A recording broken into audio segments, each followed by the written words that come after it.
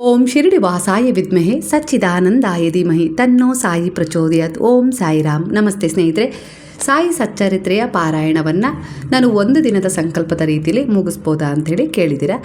ಹಾಗೆ ಇನ್ನೂ ಕೆಲವರು ಸಾಯಿ ಸಚ್ಚರಿತ್ರೆಯನ್ನು 7 ದಿನದಲ್ಲೇ ಮುಗಿಸ್ಬೋದಾ, ಇಲ್ಲ ಅಂದರೆ ದಿನನಿತ್ಯ ಒಂದು ಅಧ್ಯಾಯ ಒಂದು ಪ್ಯಾರಾಗ್ರಾಫ್ ಥರ ನಾನು ಓದ್ಬೋದಾ ಅನ್ನೋ ರೀತಿಯಲ್ಲಿ ಕೂಡ ಕೆಲವು ಪ್ರಶ್ನೆಗಳನ್ನು ಕಮೆಂಟಲ್ಲಿ ಕೇಳಿದ್ದೀರಾ.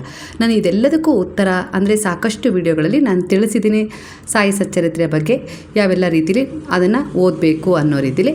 ಆದರೂ ಮತ್ತೊಮ್ಮೆ ಇಲ್ಲಿ ನಾನು ಹೇಳ್ತಾ ಇದ್ದೀನಿ. ಇಲ್ಲಿ ಅದಕ್ಕಿಂತ ಮೊದಲು ಇಲ್ಲಿ ಬಾಬಾರವರ ಒಂದು ಸಾಯಿ ಸಚ್ಚರಿತ್ರೆಯ ಬಗ್ಗೆ ಯಾವ ರೀತಿಯ ಒಂದು ಸಂದೇಶ ಇದೆ ಅಂದರೆ, ನಾನು ಎಲ್ಲೆಡೆ ಇದ್ದೇನೆ, ಆದರೆ ನನ್ನನ್ನು ಅನುಭವಿಸಲು ಒಂದು ಸರಳ ದಾರಿ ಕೂಡ ಇದೆ, ಅದು ಸಾಯಿ ಸಚ್ಚರಿತ್ರೆ ಅಂತೇಳಿ ಸ್ವಯಂ ಬಾಬಾರವರೇ ನೋಡ್ತಿದ್ದಾರೆ.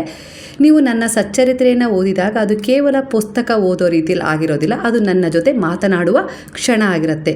ಅದು ನನ್ನನ್ನು ನಿಮ್ಮ ಹೃದಯದಲ್ಲಿ ಆಹ್ವಾನಿಸುವ ಒಂದು ಸಾಧನೆ ಕೂಡ ಆಗಿರುತ್ತೆ ಅಂತೇಳಿ ಸ್ವಯಂ ಬಾಬಾರವರೇ ಹೇಳಿದ್ದಾರೆ. ನನ್ನ ಸಚ್ಚರಿತ್ರೆಯನ್ನು ಯಾರು ಭಕ್ತಿಯಿಂದ ನಂಬಿಕೆ ಇಟ್ಟು ಓದ್ತಾರೋ ನಿಮ್ಮ ಮನಸ್ಸಿನ ಎಲ್ಲ ಗೊಂದಲಗಳನ್ನು ನಿಧಾನವಾಗಿ ಸ್ವಯಂ ನಾನೇ ದೂರ ಮಾಡ್ತೀನಿ ಅಂತ ಕೂಡ ಬಾಬಾ ಹೇಳಿದ್ದಾರೆ. ನೀವು ಯಾವ ಸಮಸ್ಯೆಯಲ್ಲಿದ್ದರೂ ಕೂಡ ನಾನು ನಿಮಗೆ ದಾರಿ ತೋರಿಸ್ತೀನಿ, ನಿಮ್ಮ ನೋವಿಗೆ ಆಧಾರವಾಗಿ ನಿಲ್ತೀನಿ, ನಿಮ್ಮ ಮನಸ್ಸಿಗೆ ಶಾಂತಿ ಕೊಡ್ತೀನಿ. ಪ್ರತಿಯೊಂದು ಅಧ್ಯಾಯದ ನನ್ನ ಅನುಭವ ನನ್ನ ಲೀಲೆಯಾಗಿದೆ, ಅದರೊಳಗೆ ನಿಮ್ಮ ಜೀವನಕ್ಕೆ ಬೇಕಾದ ಉತ್ತರಗಳು ಕೂಡ ಇರ್ತವೆ. ಹಾಗಾಗಿ ಅದನ್ನು ಪದೇ ಪದೇ ಓದಿದರೆ ಆ ಉತ್ತರಗಳು ನಿಮಗೆ ಸಿಗ್ತವೆ, ಹಾಗೆ ಸಮಸ್ಯೆಗಳಿಗೆ ಪರಿಹಾರದ ದಾರಿಯನ್ನು ಕೂಡ ತೋರಿಸ್ತವೆ ಅಂತೇಳಿ ಸ್ವಯಂ ಬಾಬಾರವರೇ ನೋಡ್ತಿದ್ದಾರೆ. ಇದು ನಿಮ್ಮ ಭಯವನ್ನು ಕಡಿಮೆ ಮಾಡುತ್ತೆ, ನಿಮ್ಮ ನಂಬಿಕೆಯನ್ನು ಬಲಪಡಿಸುತ್ತೆ, ನಿಮ್ಮ ಮನಸ್ಸನ್ನು ಶುದ್ಧಗೊಳಿಸುತ್ತೆ, ನಿಮ್ಮ ಜೀವನದಲ್ಲಿ ಸಕಾರಾತ್ಮಕ ಬದಲಾವಣೆಯನ್ನು ತರುತ್ತೆ. ನೀವು ಇದನ್ನು ಓದೋದಷ್ಟೇ ಅಲ್ಲ, ನೀವು ನನ್ನ ಸಾನ್ನಿಧ್ಯವನ್ನು ಅನುಭವಿಸ್ತೀರಾ ಅಂತೇಳಿ ಸ್ವಯಂ ಬಾಬಾರವರೇ ನೋಡಿದ್ದಾರೆ. ಹಾಗಾಗಿ ಸ್ನೇಹಿತರೆ, ನೀವು ಎಂಥದ್ದೇ ಸಮಸ್ಯೆಗಳಲ್ಲಿರಲಿ, ಎಂಥದ್ದೇ ಗೊಂದಲಗಳಲ್ಲಿದ್ದರೂ ಕೂಡ ನಿಮಗೆ ದಾರಿ ಸ್ಪಷ್ಟವಾಗಿಲ್ಲ ಅಂತೇಳಿ ಅನ್ನಿಸ್ತಾ ಇದೆ, ಕೆಲವು ತೀರ್ಮಾನಗಳನ್ನು ತಗೊಳ್ಳೋಕ್ಕೆ ಅಂದಾಗ ನೀವು ಸಚ್ಚರಿತ್ರೆಯನ್ನು ಓದಿ. ನೀವು ಹುಡುಕ್ತಾ ಇರುವ ಪ್ರಶ್ನೆಗಳಿಗೆ ಉತ್ತರನೂ ಸಿಗುತ್ತೆ, ಸ್ಪಷ್ಟವಾದ ನಿರ್ಧಾರಗಳನ್ನು ತಗೊಳ್ಳೋಕ್ಕೆ ಈ ಸಚ್ಚರಿತ್ರೆ ನಿಮಗೆ ಸಹಾಯ ಮಾಡುತ್ತೆ. ಯಾಕಂದರೆ ಅದರ ಪ್ರತಿಯೊಂದು ಅಕ್ಷರವೂ ಕೂಡ ನನ್ನ ಉಪಸ್ಥಿತಿಯಾಗಿದೆ ಅಂತೇಳಿ ಸ್ವಯಂ ಬಾಬಾರವರೇ ನೋಡ್ತಿದ್ದಾರೆ. ಪ್ರತಿದಿನ ಸ್ವಲ್ಪ ಸಮಯ ಸಚ್ಚರಿತ್ರೆಯನ್ನು ನೀವು ಓದ್ಬೋದಾ ಅನ್ನೋ ಪ್ರಶ್ನೆಗೆ ಖಂಡಿತ ಓದ್ಬೋದು. ಅಂದರೆ ನನಗೆ ಪೂರ್ಣವಾಗಿ ಸಚ್ಚರಿತ್ರೆಯನ್ನು ಓದೋಕ್ಕಾಗಲ್ಲ ಸಂಕಲ್ಪದ ರೀತಿಯಲ್ಲಿ, ನಾನು ದಿನನಿತ್ಯ ರಾತ್ರಿ ಮಲಗೋದಕ್ಕಿಂತ ಮೊದಲು ಇಲ್ಲ ಬೆಳಗ್ಗೆ ನನ್ನ ಮನೆಯಿಂದ ಹೊರಗೆ ಹೊರಡೋದಕ್ಕಿಂತ ಮೊದಲು ನಾನು ಒಂದು ಪ್ಯಾರಾಗ್ರಾಫನ್ನಾದರೂ ಓದ್ಬೋದಾ, ಇಲ್ಲ ಒಂದು ಅಧ್ಯಾಯವನ್ನು ಓದ್ಬೋದಾ ದಿನನಿತ್ಯ, ಹೀಗೆ ಜೀವನ ಪರ್ಯಂತ ಅನ್ನೋದಾದರೆ ಖಂಡಿತ ನೀವು ಆ ರೀತಿ ಕೂಡ ಮಾಡ್ಬೋದು. ಅಂದರೆ ದಿನನಿತ್ಯ ಬಾಬಾರವರ ಜೊತೆ ನೀವು ಮಾತನಾಡಲಿಕ್ಕೆ ಒಂದು ಸ್ವಲ್ಪ ಸಮಯ ಅಂತೇಳಿ ನಿಗದಿಪಡಿಸ್ಕೊಳ್ತೀರಾ ಅನ್ನೋ ರೀತಿಯಲ್ಲಿ ನೀವು ಅದನ್ನು ಅಂದ್ಕೊಂಡು ನೀವು ದಿನನಿತ್ಯ ಅದನ್ನು ನಿಮ್ಗೆ ಯಾವಾಗ ಸಮಯ ಸಿಗುತ್ತೋ, ಬೆಳಗ್ಗೆ ಇಲ್ಲ ಅಭಿಜಿನ್ ಲಗ್ನದಲ್ಲಿ, ಸಂಜೆ ಗೋಧೂಳಿ ಲಗ್ನದಲ್ಲಿ, ರಾತ್ರಿ ಮಲಗೋದಕ್ಕಿಂತ ಮೊದಲು ಆ ಸಮಯದಲ್ಲಿ ಕೂಡ ಒಂದು ಪ್ಯಾರಾಗ್ರಾಫ್ ಆಗಿರ್ಬೋದು, ಇಲ್ಲ ಒಂದು ಅಧ್ಯಾಯ ಆಗಿರ್ಬೋದು, ನೀವು ಓದುವ ಮೂಲಕ ಅವ್ರ ಜೊತೆ ಒಂದು ಮಾತುಕತೆಯನ್ನು ಮಾಡಿ ಮಲಗೋದ್ರಿಂದ ನೀವು ಅನೇಕ ರೀತಿಯ ಸಮಸ್ಯೆಗಳಿಂದ ಗುಣಮುಖರಾಗ್ತೀರಾ. ಹಾಗೆ ಅನೇಕ ರೀತಿಯ ಒಳ್ಳೆಯ ಉದ್ದೇಶಗಳ ದಾರಿಗಳು ನಿಮ್ಮೆದುರಿಗೆ ತೆರೆದುಕೊಳ್ತಾ ಹೋಗ್ತವೆ. ಯಾಕಂದರೆ ದಿನನಿತ್ಯ ಸಂಭಾಷಣೆ ಯಾರ ಜೊತೆ ಮಾಡ್ತಾ ಇರ್ತೀರಾ? ಗುರುವಿನ ಜೊತೆ. ಹಾಗಾಗಿ ಇದನ್ನು ಓದಬೇಕಾದ್ರೆ ಆತುರ ಬೇಡ, ಭಕ್ತಿಯಿಂದ ಓದಿ. ನೀವು ಪ್ರಯಾಣ ಮಾಡ್ತಾ ಇದ್ದೀವಿ, ಆ ಸಮಯದಲ್ಲಿ ನಾನು ಓದ್ಬೋದಾ ಅಂದರೆ ಖಂಡಿತ. ಬಸ್ಸಲ್ಲಿ ಹೋಗಬೇಕಾದ್ರೆ ಓದ್ಬೋದು, ಕಾರಲ್ಲಿ ನಾನೆಲ್ಲ ಜರ್ನಿ ಮಾಡ್ತೀನಿ ಅಂದರೆ ಆ ಸಮಯದಲ್ಲಿ ನಿಮ್ಮ ಜೊತೆಗೆ ಇಟ್ಕೊಳ್ಬೋದು, ಓದ್ಬೋದು. ಓದಿನ ಮಾತುಗಳನ್ನು ಮನಸ್ಸಿನಲ್ಲಿ ಹಿಡಿದಿಟ್ಕೊಳ್ಳೋ ಅಭ್ಯಾಸವನ್ನು ಮಾಡ್ಕೊಳ್ಳಿ. ಅವ್ರ ಜೊತೆ ಏನೆಲ್ಲ ಚರ್ಚೆ ಮಾಡಿದ್ರಿ, ಆ ಓದಬೇಕಾದ್ರೆ ನಿಮಗೆ ಯಾವ ರೀತಿ ಭಾವನಾತ್ಮಕವಾಗಿ ಅವರು ಸ್ಪಂದಿಸಿದ್ರು ಆ ವಿಚಾರವನ್ನು ಮನಸ್ಸಲ್ಲಿ ಇಟ್ಕೊಳ್ಳಿ. ಆಗ ನಿಮ್ಮ ಮನಸ್ಸಲ್ಲಿರುವ ಒಂದು ನೆಗೆಟಿವ್ ವಿಚಾರಗಳು ಹೊರ ಹೋಗ್ತವೆ. ಯಾಕಂದರೆ ಗುರುವಿನ ಜ್ಞಾನ ಅರಿವು ಎಲ್ಲಿ ಹೆಚ್ಚಾಗ್ತಾ ಹೋಗುತ್ತೋ ಅಲ್ಲಿ ನಕಾರಾತ್ಮಕತೆಗೆ, ಕತ್ತಲೆಗೆ ಜಾಗ ಇರೋದಿಲ್ಲ. ಹಾಗಾಗಿ ನೀವಿದು ಒಂದು ಅಭ್ಯಾಸವನ್ನಾಗಿ ಮಾಡ್ಕೊಳ್ಳಿ. ಹಾಗೆ ಬಾಬಾರವರ ಒಂದು ಆಶೀರ್ವಾದದ ಮಾತು ಯಾವ ರೀತಿ ಇದೆ ಅಂದರೆ, ಸಚ್ಚರಿತ್ರೆ ಓದೋರಿಗೆ, ನೀವು ನನ್ನ ಸಚ್ಚರಿತ್ರೆಯನ್ನು ಓದಿದಾಗ ನಾನು ನಿನ್ನ ಜೊತೆ ನಡೆಯುತ್ತೇನೆ, ನಿನ್ನನ್ನು ಕಾಪಾಡ್ತೀನಿ, ಅನೇಕ ರೀತಿಯ ಮಾನಸಿಕ ದೈಹಿಕ ಕಾಯಿಲೆಗಳಿಂದ ನಿನ್ನನ್ನು ನಾನು ಗುಣಪಡಿಸ್ತೀನಿ, ನಿನ್ನ ಜೀವನಕ್ಕೆ ಸರಿಯಾದ ದಾರಿಯನ್ನು ತೋರಿಸ್ತೀನಿ ಅನ್ನೋ ರೀತಿಯಲ್ಲಿ ಕೂಡ ಬಾಬಾರವರು ಈ ಸಚ್ಚರಿತ್ರೆಯನ್ನು ಯಾರೆಲ್ಲ ಓದ್ತಿರೋ ಅವರಿಗೆ ಒಂದು ಸಂದೇಶವನ್ನು ಕೊಟ್ಟಿದ್ದಾರೆ. ನನ್ನನ್ನು ಹುಡುಕೋದು ಬೇಡ ದೂರದಲ್ಲೆಲ್ಲೋ, ನನ್ನ ಸಚ್ಚರಿತ್ರೆಯ ಪ್ರತಿಯೊಂದು ಪದದಲ್ಲೂ ನಾನಿದ್ದೇನೆ, ಅದರ ಜೀವಂತ ಅನುಭವ ನಿಮಗೆ ಆಗತ್ತೆ ಅನ್ನೋ ರೀತಿಲಿ ಕೂಡ ಬಾಬಾ ಹೇಳಿದ್ದಾರೆ. ನಿಮ್ಮ ಸಮಸ್ಯೆಗಳು ಎಷ್ಟೇ ದೊಡ್ಡದಾಗಿದ್ರೂ ನಾನು ನಿಮ್ಮ ಜೊತೆ ನಿಂತು ದಾರಿ ತೋರಿಸ್ತೀನಿ, ನಿಮ್ಮನ್ನು ಕಾಪಾಡ್ತೀನಿ, ನಿಮ್ಮ ನೋವನ್ನು ನಾನು ಗುಣಪಡಿಸ್ತೀನಿ ಅನ್ನೋ ರೀತಿಲಿ ಭಾಷೆಯನ್ನು ಕೂಡ ಅಂದರೆ ವಚನವನ್ನು ಕೂಡ ಬಾಬಾ ಕೊಟ್ಟಿದ್ದಾರೆ. ಪ್ರತಿ ಅಧ್ಯಾಯವೂ ನನ್ನ ಆಶೀರ್ವಾದ, ಪ್ರತಿ ಪದವೂ ನಿಮ್ಮ ಜೀವನಕ್ಕೆ ನನ್ನ ಮಾರ್ಗದರ್ಶನವಾಗಿರುತ್ತೆ, ನಂಬಿಕೆ ಇಟ್ಟು ಓದಿ ಅನ್ನೋ ರೀತಿಲಿ ಬಾಬಾರವರ ಒಂದು ಸಂದೇಶವಿದೆ. ನಾನು ನಿಮ್ಮ ಜೊತೆ ಇದ್ದೇನೆ, ನಿಮ್ಮನ್ನೆಂದಿಗೂ ಕೂಡ ನಾನು ಬಿಡೋದಿಲ್ಲ ಅನ್ನೋ ರೀತಿಲಿ ಕೂಡ ಬಾಬಾ ಹೇಳಿದ್ದಾರೆ. ನೀವು ನನ್ನನ್ನು ನೋಡಲೇಬೇಕು ಅಂತ ಏನಿಲ್ಲ, ಅಂದರೆ ಮೂರ್ತಿ ಇಲ್ಲ, ಪೂಜೆ ಮಾಡೇ ಓದಬೇಕು ಅಂತ ಏನಿಲ್ಲ, ಇಲ್ಲ ಫೋಟೋ ಇಲ್ಲ, ನಾನು ಓದಬೇಕು ಸಚ್ಚರಿತ್ರೆ ಇದೆ, ನನ್ನ ಹತ್ರ ಓದಬೇಕು ಆಸೆ ಇದೆ ಅನ್ನೋ ರೀತಿಯಲ್ಲಿ ಮನಸ್ಥಿತಿ ಅಂದರೆ ಬಾಬಾರವರೇ ಸ್ವಯಂ ಅಂಥವರಿಗೆ ಈ ಒಂದು ಮಾತನ್ನು ಹೇಳಿದ್ದಾರೆ. ನನ್ನನ್ನು ಕಣ್ಣುಗಳಿಂದ ನೋಡಬೇಕು ಅಂತ ಏನಿಲ್ಲ, ನನ್ನನ್ನು ಅನುಭವಿಸಲು ಹೃದಯ ಇದ್ದರೆ ಸಾಕು, ಆ ಹೃದಯವನ್ನು ತೆರೆಸುವ ಕೀಲಿಕೈ ನನ್ನ ಸಚ್ಚರಿತ್ರೆ ಆಗಿದೆ ಅನ್ನೋ ರೀತಿಯಲ್ಲಿ ಬಾಬಾ ಹೇಳಿದ್ದಾರೆ. ಅಂದರೆ ಸಚ್ಚರಿತ್ರೆಯನ್ನು ಓದಿದರೂ ನನ್ನನ್ನು ಪೂಜೆ ಮಾಡಿದಷ್ಟೇ ಫಲ ನಿಮಗೆ ಸಿಗುತ್ತೆ ಅನ್ನೋ ರೀತಿಯಲ್ಲಿ ಹೇಳಿದ್ದಾರೆ. ಅಂದರೆ ಪೂಜೆ ಮಾಡೋಕ್ಕಾಗೋದಿಲ್ಲ, ಮನೇಲಿ ಅದಕ್ಕೆ ಅವಕಾಶ ಇಲ್ಲ, ಏನೇನೋ ಸಮಸ್ಯೆಗಳು ಇರ್ತಾವಲ್ವ, ಅಂಥ ಸಮಯದಲ್ಲಿ ನೀವು ಸಚ್ಚರಿತ್ರೆ ಪುಸ್ತಕವನ್ನು, ಇಲ್ಲ ನೀವು ಪಿ ಜಿಲಿದ್ದೀರಾ ಇಂಥ ಮಕ್ಕಳಾದರೂ ಖಂಡಿತ ನೀವು ಒಂದು ಪುಸ್ತಕವನ್ನು ತೊಗೊಂಡಿಟ್ಕೊಂಡು ನೀವು ಅದನ್ನು ಬಾಬಾರವರನ್ನು ಮನದಲ್ಲಿ ಸ್ಮರಣೆ ಮಾಡಿಕೊಂಡು ನೀವು ಓದಿದರೆ ಖಂಡಿತ ಪೂಜೆ ಮಾಡಿದ ಒಂದು ಫಲವೇ ನಿಮಗೆ ಸಿಗುತ್ತೆ ಅನ್ನೋ ರೀತಿಯಲ್ಲಿ ಕೂಡ ಬಾಬಾ ಹೇಳಿದ್ದಾರೆ. ನೀವು ಸಚ್ಚರಿತ್ರೆಯನ್ನು ಓದುವಾಗ ಅದು ಕೇವಲ ಕಥೆಗಳ ಸರಮಾಲೆ ಅಲ್ಲ, ಅದು ನಿಮ್ಮ ಆತ್ಮದ ಜೊತೆ ನನ್ನ ಸಂಭಾಷಣೆಯಾಗಿರುತ್ತೆ. ನೀವು ಓದುತ್ತಾ ಇರುವುದು ಪದಗಳಲ್ಲ, ನನ್ನ ಸಾನ್ನಿಧ್ಯದ ಸ್ಪರ್ಶ ಅನ್ನೋ ರೀತಿಯಲ್ಲಿ ಬಾಬಾ ಹೇಳಿದ್ದಾರೆ. ನೀವು ನೋವಿನಲ್ಲಿ ಇದ್ದಾಗ ನನ್ನ ಸಚ್ಚರಿತ್ರೆ ನಿಮ್ಮ ಕಣ್ಣೀರನ್ನು ತೂಗುತ್ತೆ, ನೀವು ಗೊಂದಲದಲ್ಲಿದ್ದಾಗ ಅದರ ಪದಗಳು ನಿಮ್ಮ ದಾರಿಗೆ ಬೆಳಕು ಕೊಡುತ್ತೆ ಅನ್ನೋ ರೀತಿಯಲ್ಲಿ ಬಾಬಾ ಹೇಳಿದ್ದಾರೆ. ನೀವು ಭಕ್ತಿಯಿಂದ ಒಂದು ಪದ ಓದಿದರೂ ಅದು ನಿಮ್ಮೊಳಗಿನ ಭಯವನ್ನು ಕರಗಿಸುತ್ತೆ, ನಿಮ್ಮ ಮನಸ್ಸನ್ನು ಶುದ್ಧಗೊಳಿಸುತ್ತೆ, ನಿಮ್ಮ ಆತ್ಮವನ್ನು ಶಾಂತಿಯಿಂದ ತುಂಬಿಸುತ್ತೆ ಅಂತ ಬಾಬಾ ಅವರು ಹೇಳಿದ್ದಾರೆ. ನೀವು ಕೇಳುವ ಪ್ರಶ್ನೆಗಳಿಗೆ ಉತ್ತರ ಹುಡುಕೋದೇ ಬೇಡ, ಅದನ್ನು ಓದಿ ಸಾಕು, ನಾನು ನಿಮ್ಮೊಳಗೆ ಉತ್ತರಿಸ್ತೀನಿ, ನಿಮ್ಮೊಳಗಿಂದಲೇ ಅದಕ್ಕೆ ನಾನು ಉತ್ತರವನ್ನು ಕೊಡ್ತೀನಿ ಅನ್ನೋ ರೀತಿಯಲ್ಲಿ ಬಾಬಾ ಹೇಳಿದ್ದಾರೆ. ನನ್ನ ಸಚ್ಚರಿತ್ರೆ ಒಂದು ಪುಸ್ತಕ ಅಲ್ಲ, ಅದು ನನ್ನ ಜೀವನದ ಜೀವಂತ ಶಕ್ತಿಯಾಗಿದೆ. ನಿಮ್ಮ ಜೀವನದಲ್ಲಿ ಬದಲಾವಣೆಯನ್ನು ತರಲು ಬಂದ ದಿವ್ಯ ಮಾರ್ಗವಾಗಿದೆ. ನಂಬಿಕೆ ಇಟ್ಟು ಓದಿದರೆ, ಸಮರ್ಪಣೆಯಿಂದ ಓದಿದರೆ ನಾನು ನಿಮ್ಮೊಳಗೆ ಪ್ರಜ್ವಲಿಸುತ್ತೇನೆ, ನಿಮ್ಮೊಳಗೆ ನಾನು ಇರ್ತೀನಿ, ನಿಮ್ಮನ್ನು ಕಾಪಾಡ್ತೀನಿ, ನಿಮ್ಮನ್ನು ಮಾರ್ಗದರ್ಶಿಸ್ತೀನಿ ಅನವರತ ಜನ್ಮ ಜನ್ಮಗಳವರೆಗೂ, ಅನಂತ ಕಾಲದವರೆಗೂ ಅನ್ನೋ ರೀತಿಯಲ್ಲಿ ಬಾಬಾರವರು ಹೇಳಿದ್ದಾರೆ. ನೀವು ಒಬ್ಬರೇ ಅಲ್ವೇ ಅಲ್ಲ, ನನ್ನ ಸಚ್ಚರಿತ್ರೆ ಓದುವ ಪ್ರತಿ ಕ್ಷಣದಲ್ಲೂ ನಾನು ನಿಮ್ಮ ಜೊತೆ ಇರ್ತೀನಿ ಅಂತ ಇಷ್ಟು ಮಾತುಗಳನ್ನು ಬಾಬಾರವರು ನಿಮಗೆ ಹೇಳಿದ್ದಾರೆ. ಹಾಗಾಗಿ ನಾನು ಯಾವಾಗಲೂ ಹೇಳ್ತೀನಿ, ಸಚ್ಚರಿತ್ರೆ ಕೇವಲ ಪದಗಳಲ್ಲ, ಅದು ಬಾಬಾರವರ ಜೀವಂತ ಉಪಸ್ಥಿತಿಯಾಗಿದೆ. ನೀವು ಅದನ್ನು ದಿನನಿತ್ಯ ಒಂದು ಅಧ್ಯಾಯದ ರೀತಿಯಲ್ಲಿ ನೀವು ಓದಲಿಕ್ಕೆ ಶುರು ಮಾಡಿದ್ರೆ ಅದರ ಅನುಭವ ನಿಮಗೆ ದಿನನಿತ್ಯ ಆಗ್ತಾ ಹೋಗುತ್ತೆ. ಅಂದರೆ ತುಂಬ ಜನರಿಗೆ ಒಂದು ಇದ್ದಕ್ಕಿದ್ದ ಹಾಗೆ ಒಂದು ಸಣ್ಣ ವಿಚಾರ ಹೇಳ್ತೀನಿ ಕೇಳಿ. ಇಲ್ಲಿ ಒಬ್ಬರಿಗೆ ಇದ್ದಕ್ಕಿದ್ದ ಹಾಗೆ ಮಧ್ಯರಾತ್ರಿ ಎದೆನೋವು ಶುರುವಾಗ್ಬಿಡ್ತಂತೆ. ಅವ್ರ ಮನೇಲಿ ಎಲ್ಲರೂ ಒಂದು ಮದುವೆ ಫಂಕ್ಷನಿಗೆ ಹೋಗಿದ್ರಂತೆ. ಇವರೊಬ್ಬರೇ ನಾನು ನಾಳೆ ಬೆಳಗ್ಗೆ ಬರ್ತೀನಿ, ನೀವು ಹೋಗ್ರಿ ಅಂತ ಹೇಳಿ ಉಳ್ಕೊಂಡಿದ್ರಂತೆ ಮನೆಯಲ್ಲಿ, ಮನೆ ಖಾಲಿ ಬಿಡಬಾರ್ದು ಅಂತ. ಇದ್ದಕ್ಕಿದ್ದ ಹಾಗೆ ಮಧ್ಯರಾತ್ರಿಯಲ್ಲಿ ಅವ್ರಿಗೆ ಎದೆನೋವು ತುಂಬ, ಅಂದರೆ ಅದು ಹೇಳೋಕ್ಕಾಗದೇ ಇರೋಷ್ಟು ಎದೆನೋವು ಬಂದುಬಿಡ್ತಂತೆ.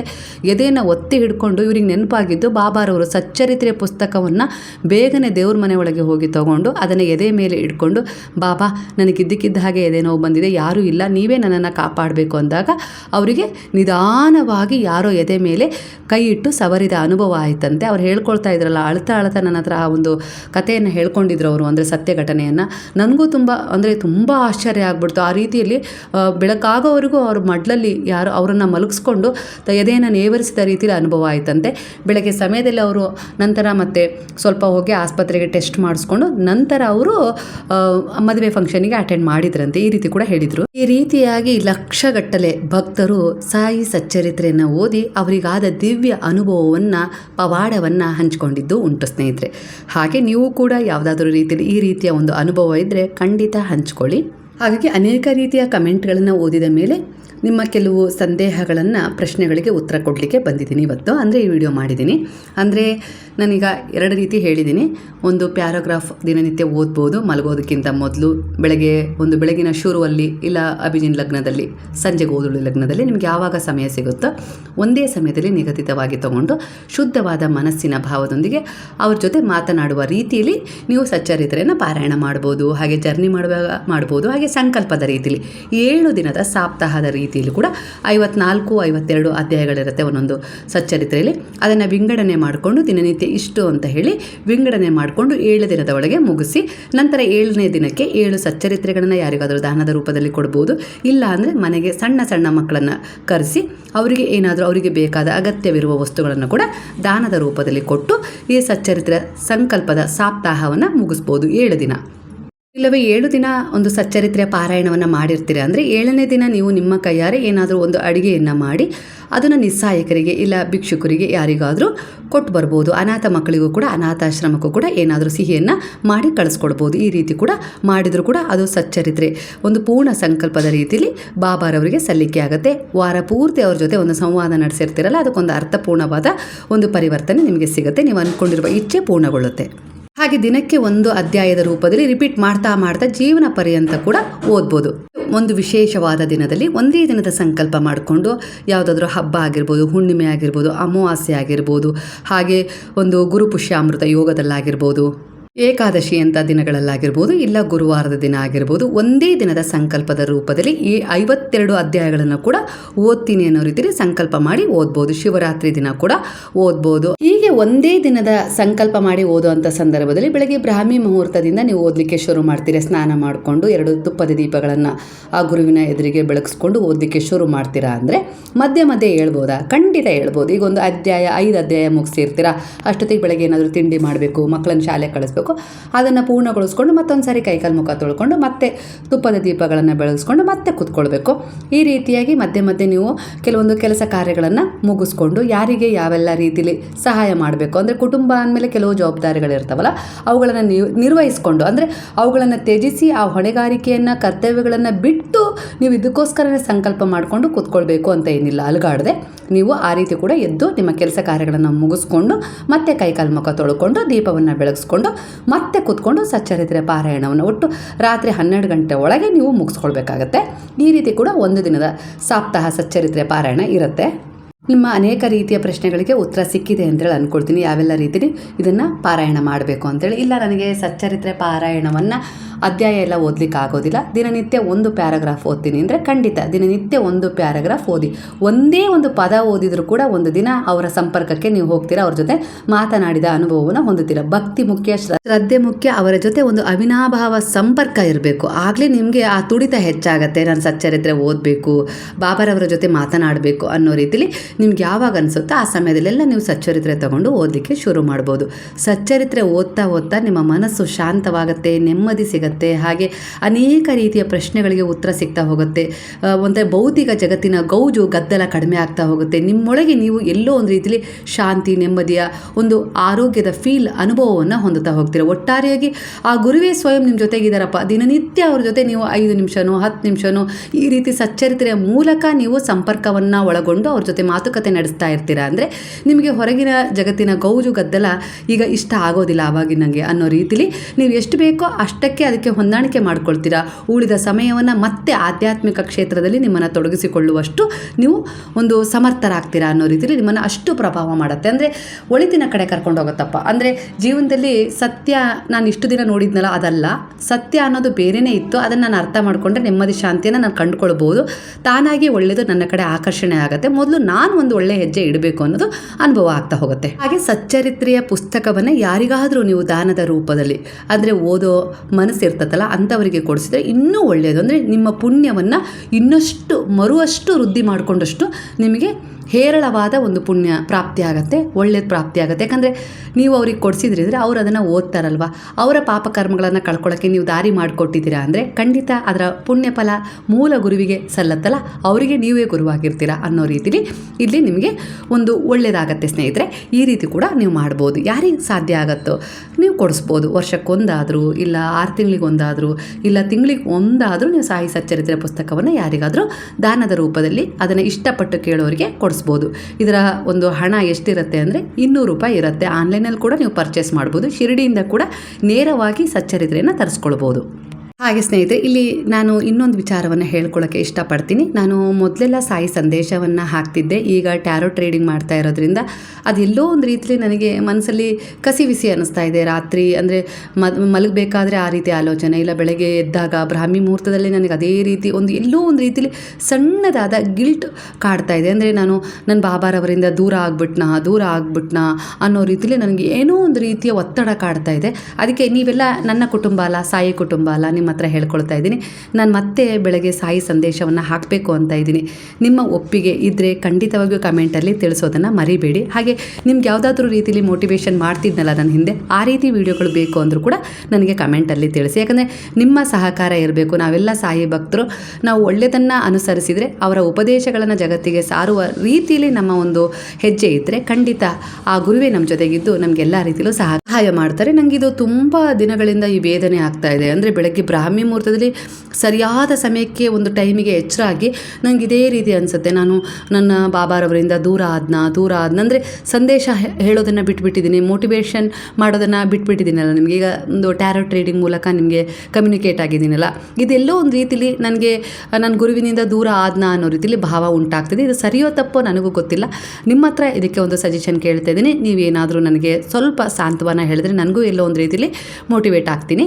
ಹಾಗಾಗಿ ಇದಕ್ಕೆ ಏನಾದರೂ ಒಂದು ಪರಿಹಾರ ನೀವೆಲ್ಲ ತಿಳಿಸ್ತೀರಾ ಅಂತೇಳಿ ನಂಬಿದ್ದೀನಿ. ಹಾಗೆ ಸಾಕಷ್ಟು ಜನ ನಾವು ಬಾಬಾರವರ ಮಂದಿರದಲ್ಲಿ ಬಾಬಾರವರನ್ನು ಪೂಜಿಸ್ತೀವಲ್ವ, ಆ ದೇವಸ್ಥಾನ ನಿಮ್ದ ಅಂತ ಕೇಳಿದರೆ ಅದರ ಬಗ್ಗೆ ಕೂಡ ಒಂದು ವಿಡಿಯೋ ಮಾಡ್ತೀನಿ. ಹಾಗೆ ನಾವು ಮತ್ತು ಶ್ರೀ ಸಾಯಿ ಸೇವಾ ಟ್ರಸ್ಟನ್ನು ಮಾಡಿದ್ದೀವಿ. ಅದರಲ್ಲಿ ಒಂದು ಸ್ಕೂಲ್ ಓಪನ್ ಮಾಡಬೇಕು, ಬಡವರಿಗೆ ಸಹಾಯ ಮಾಡಬೇಕು, ಹಾಗೆ ಒಂದು ವೃದ್ಧಾಶ್ರಮ ಓಪನ್ ಮಾಡಬೇಕು, ಹಾಗೆ ಅಲ್ಲಿ ಗೋಶಾಲೆಯನ್ನು ಓಪನ್ ಮಾಡಬೇಕು ಅನ್ನೋ ರೀತಿಯಲ್ಲಿ ಪ್ರಾಣಿ ಪಕ್ಷಿಗಳಿಗೆ ಅಲ್ಲಿ ಒಂದು ರಕ್ಷಣೆ ಸಿಗಬೇಕು. ಆ ರೀತಿ ಎಲ್ಲ ಒಂದು ಕನಸಿದೆ. ನಿಮ್ಮ ಒಂದು ಸಹಕಾರ ಬೇಕು, ತನು ಮನ ಧನದೊಂದಿಗೆ. ಹಾಗೆ ನೀವು ಅಲ್ಲಿಗೆ ಯಾವಾಗಾದರೂ ಬರ್ಬೋದು, ಯಾಕಂದರೆ ನಿಮ್ಮ ಕುಟುಂಬ ಒಂದೇ ಆಗಿರುತ್ತೆ. ಹಾಗೆ ನೀವು ಇದಕ್ಕೆಲ್ಲ ನನಗೆ ಬಲವಾಗಿ ನಿಲ್ತೀರಾ ಅಂದರೆ ಅದನ್ನು ಕೂಡ ಕಮೆಂಟಲ್ಲಿ ತಿಳಿಸೋದನ್ನು ಮರಿಬೇಡಿ. ಅದಕ್ಕೆ ಆದಷ್ಟು ಬೇಗನೆ ತಕ್ಷಣವೇ ಒಂದು ವಿಡಿಯೋ ಮಾಡ್ತೀನಿ. ನೀವು ಅದಕ್ಕೆ ಒಂದು ರೆಸ್ಪಾನ್ಸ್ ಯಾವ ರೀತಿ ಕಮೆಂಟಲ್ಲಿ ಕೊಡ್ತೀರಾ ಅನ್ನೋದ್ರ ಮೇಲೆ ಅದು ನಾನು ನಿರ್ಧಾರ ಮಾಡ್ತೀನಿ ಸ್ನೇಹಿತರೆ. ಯಾಕಂದರೆ ನಾನು ಏನಾದರೂ ನಿರ್ಧಾರ ಮಾಡೋದಕ್ಕಿಂತ ಮೊದಲು ಅದಕ್ಕೆ ಬಾಬಾರವರ ಆಶೀರ್ವಾದ ಇರಬೇಕು, ಆಗಲೇ ನಾನು ಮುಂದುವರಿಯೋದು. ನಾವು ಆಗಲೇ ಸಾಯಿ ಸೇವಾ ಟ್ರಸ್ಟ್ನ ಓಪನ್ ಮಾಡಿ 6 ತಿಂಗಳಾಗಿದೆ. ನಾನು ಅದ್ರ ಬಗ್ಗೆ ಯಾಕೆ ವಿಡಿಯೋ ಮಾಡ್ತಾ ಇಲ್ಲ ಅಂದರೆ ನಂಗೆ ಬಾಬಾರವರು ಇನ್ನೂ ಒಪ್ಪಿಗೆ ಕೊಟ್ಟಿಲ್ಲ, ಹಾಗಾಗಿ ಅಷ್ಟೇ.